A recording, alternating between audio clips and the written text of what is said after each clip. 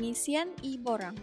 E-borang diisi oleh hakim pertandingan menggunakan aplikasi Google Form.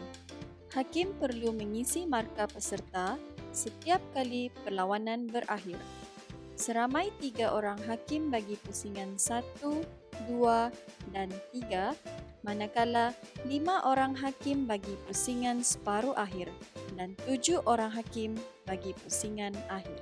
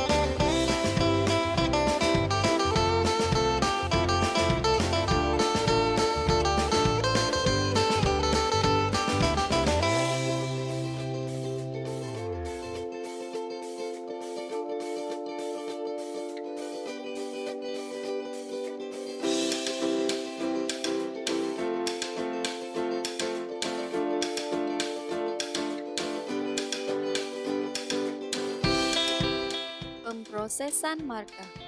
Kesemua markah hakim dikumpul dan diproses menggunakan aplikasi Google Sheet. Nisbah juri dan jumlah markah dikira secara automatik. Pemenang bagi setiap pusingan ditentukan oleh nisbah juri, manakala kedudukan bagi setiap pusingan ditentukan oleh status kemenangan nisbah juri dan jumlah markah.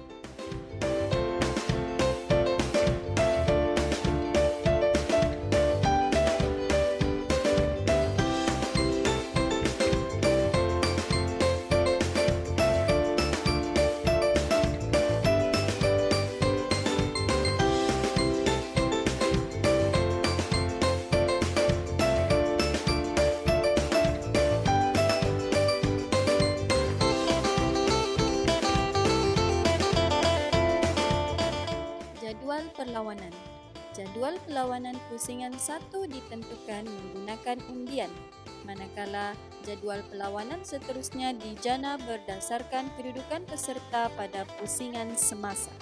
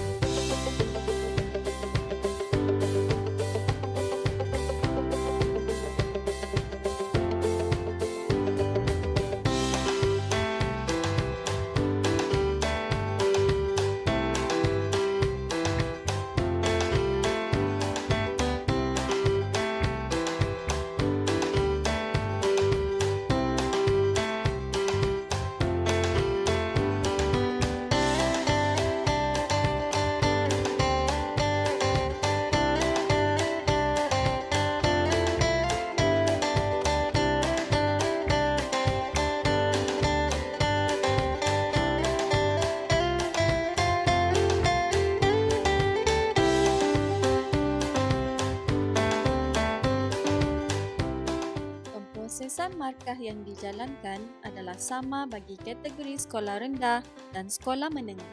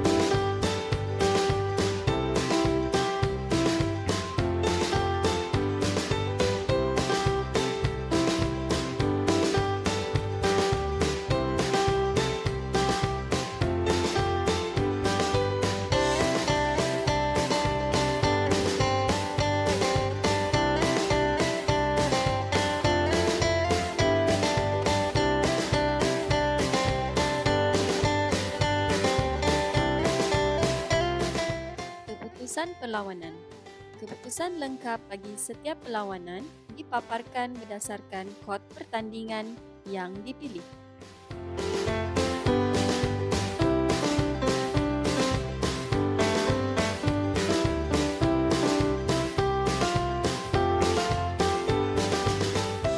Pautan YouTube dan e-sijil.